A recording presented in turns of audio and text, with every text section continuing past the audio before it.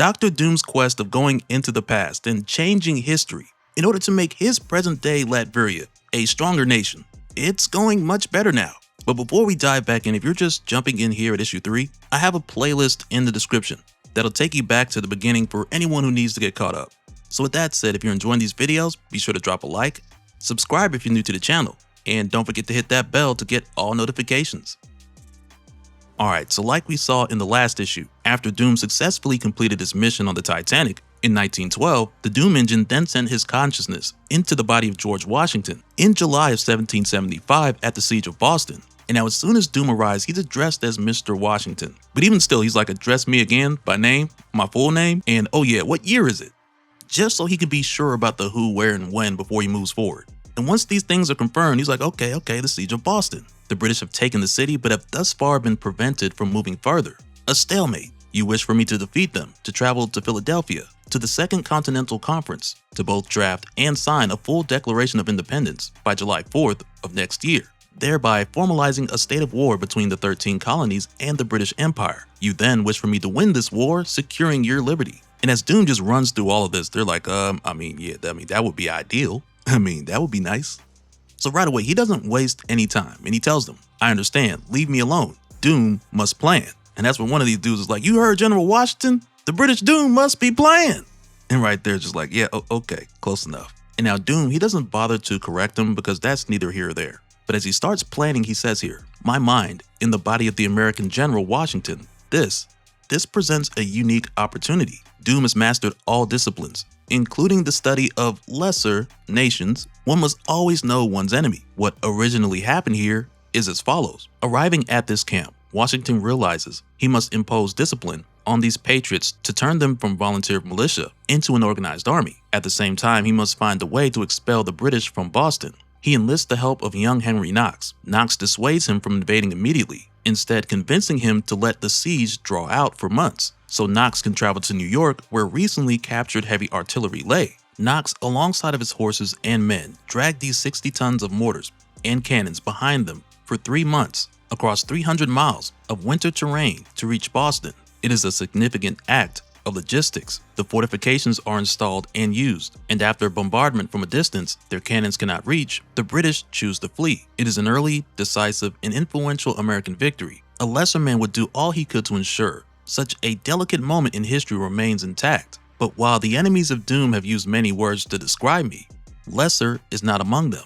There is another path, if I can realize it, as bold, as singular, as unprecedented as Doom himself. It promises a challenge. It promises glory. So right away, Doom gets to it by first heading over to Henry Knox to tell him to leave New York immediately so he can bring the weapons captured by Benedict Arnold as well as supplies. And of course, at first, Knox is like, wait, Mr. Washington, I thought you wanted to attack. But Doom's like, nope, I need these weapons, and not just the weapons, but also supplies. So make sure to liberate anyone from them.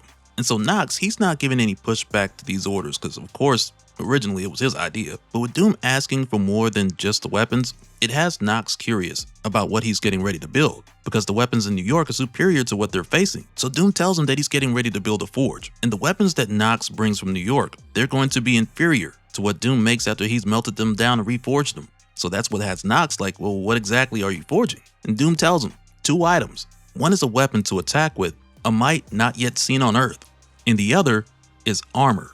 And now what's crazy about this is that we know Doom is no stranger to making his own armor. But for what he has planned in this moment in history, it's gonna call for something that's more like a war machine.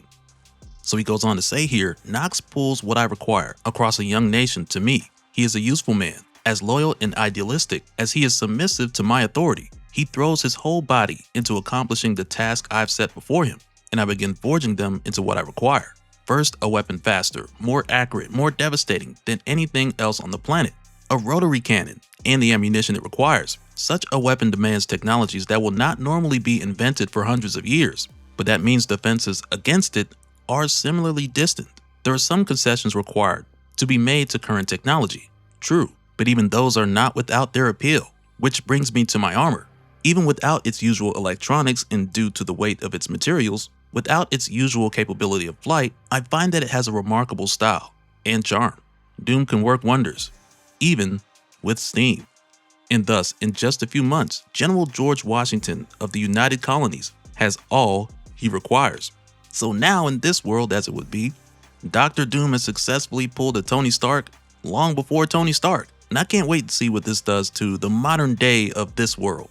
But in the here and now, this is where Doom tells Nox to gather the men and tell them that they're going to confront the British, and that the largest empire this planet has ever known is about to fall. So from here, Doom goes on to give his men a speech, which mainly focuses on two things. First, addressing their curiosity towards what he's been working on all this time, and basically how this armor that he's made, it's him willing into existence the glories that he required. And now all of that stands before them, so no one needs to be curious anymore. And the second thing aside from the armor is the fact that he can handle this on his own. Because at one point he tells them, you are all volunteers, and volunteers you shall remain. You may rest here if you wish. My victory will still be your victory. But if you choose to follow me into battle, either to witness or to satisfy your own bloodlust against the hated British in my wake, know that you are free to do so. For as I finally have all I need to drive the invaders from these shores, we shall do so tonight. And that's where Doom says, and thus we bring the war to the British. The front lines show confidence, because now the British are like, look at the traitors coming to die. Then Doom's like, they jest, unaware, and thus unafraid of what it is that comes at them. But their reinforcements will enjoy no such privilege. And now the British, they're like, it's George Washington. He's made a weapon beyond all. And that's where the general's like, poppycock, he could never. Just before Doom breaks through the wall, and he's basically like, you're gonna learn today, General. Washington is whoever I choose him to be. And after this quick victory, Doom tells his men to leave their ships unharmed, because he has plans for them. Then he says here, it is victory in her purest form, complete, unequivocal, and glorious. These men insist on a celebration in a recently liberated Bostonian tavern. And now while they're here, everyone's demanding for George Washington to give a speech. So Doom does just that. But at first, it's not exactly the speech they were expecting, because he says here, the British Empire, the United Colonies, they are all the same. You are all the same. You think yourselves exceptional by dint of assuming an identity so new, it's still being manufactured. You fool no one.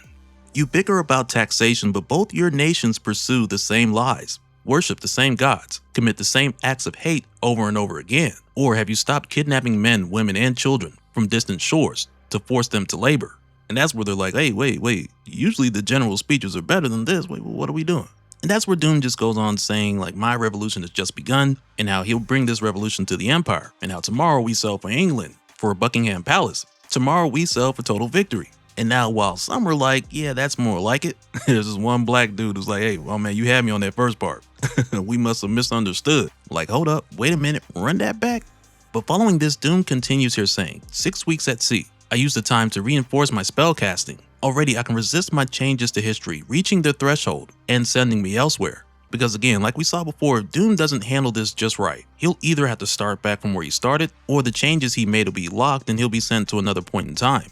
But he goes on here saying, and it is good, for there is much yet to accomplish for my beloved Latveria, though there is much I have achieved even here at sea, including magically increasing my steed's strength. So it's almost like Doom's giving his horse 800 horsepower and semi-slick horseshoes, I don't know. But in the here and now, this is also the plan Doom had for the ships, because as they sail to England, at first they think it's their own men coming back, and by the time they realize that it's not, it's too late. And now Doom goes on here saying, I know the way to their palace. Most of the roads follow the same path in my time. We fight our way to Britain's heart, taking fire from all sides. The men alongside me die. I do not. Because like we saw before, if Doom were to die in the body of George Washington, he'd have to start all over, or he could be sent to another time. Either outcome would be less than ideal, because there's still more that Doom wants to do here. Then he continues here saying, and soon, the head of this empire is within reach. But a warning has already reached them, and they have had enough time to prepare. The clamor is almost deafening. The sound of every impact, of every bullet rings in my ears. But it is not noise, it is a song, and I am its conductor. And as Doom charges in, he's like, you guys think you're ready for me, but you are so wrong. Because when Doom just charges through the wall of the palace, he says here, the symphony of violence that comes next passes as if in a blur. Certain images stand out, but the ultimate conclusion to the revolution, to my revolution, is as certain as it is satisfying. And now when Doom takes over here, he gets to consolidating and making sure that the changes made cannot be unmade. Because he knows when he leaves this body, George Washington is going to have no recollection of what happened. So Doom wants to make sure that the changes he makes here are irreversible by George Washington or anyone else. And now when it comes down to what he changes and how he makes sure that these changes are irreversible, it starts when he's asked, is England gonna become the 14th colony, Supreme Lord Washington? And Doom's like, no, the colonies no longer exist. So right away, Doom, he gets rid of the 13 colonies and the British Empire, and he makes it all a part of the Greater Latveria. And to make sure that these changes stick after he leaves Washington's body, Doom takes and uses the wealth that belonged to the British Empire, and he just pays them all off to keep it that way. And they go for it because before it's not like they all had access to the royal wealth, but now that they do, they're incentivized to sustain this new order, where now Latveria is the strongest empire in the world. And now, after doing this, Doom's work in this time is done. So as expected, once again, he's sent traveling through time to the next point in history. Then Doom says here, my great work here complete. I release my spellcasting, a snap-like pull, and I find myself once again traveling through time, through history itself, alongside Titanic. Another change is now chambered in my magnificent time engine. Soon, by all pulling in the same direction at once, these changes will be significant enough to force history into a new preferred shape, where Latveria is dominant. It is true that I cannot choose my next destination, but it is equally true that I do not need to, for wherever and whenever I land, whoever I possess, Doom will be triumphant. And as goes Doom, so goes Latveria. And now from here, the when and where Doom is sent to next, it's crazy. Cause next, he's like, suddenly I find myself on my back, in darkness, with someone's head resting contentedly on my shoulder. And now this person who's a woman, she asks him, what's the matter? Why do you stir? And that's where Doom's like, I need light. So she tells him, you'll remember there's a lantern outside, though I'm sure you'll also remember we extinguished it for a reason. So that's where Doom's like, I will light it and return, because you can't be too sure. So she tells him, if you insist. Just before she goes on to say, but make haste, darling. I don't want to spend any more time apart from you than I have to, now that you are officially the victor of my heart. So now, not only has Doom landed into his younger self, but it's at a time when he was still with the love of his life, Valeria von Frazen. So yeah, here's to hoping Doom makes some better decisions this time around. That'll hopefully lead to a happier ending, but who knows, we'll just have to wait and see. And so now real quick, I want to give a special shout out to all the patrons. Thank you guys for all your support. And for anyone who's new here, who wants more information on how to support the channel, I got a link below where you can go to patreon.com/DopeSpill. But that'll do it for this one, guys. Let me know your thoughts down in the comments below, and we'll do it again on the next one. All right, later.